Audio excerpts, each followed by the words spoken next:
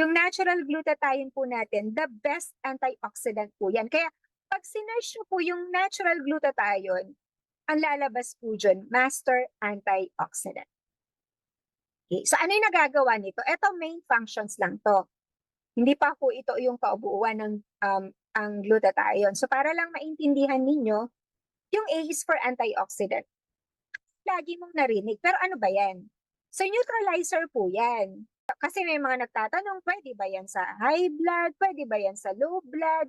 O lahat po yan. Kasi neutralizer nga po. Pag mababa, matataasin. Pag mataas, pabababain. So inyo-neutralize niya dun sa level na tamang-tama. Di ba parang yung pag nagtitingin tayo sa lab test, di ba? So ito yung range. Doon siya, ihahabol niya doon. Yun po yung ibig sabihin ng antioxidant. It is a neutralizer. Okay.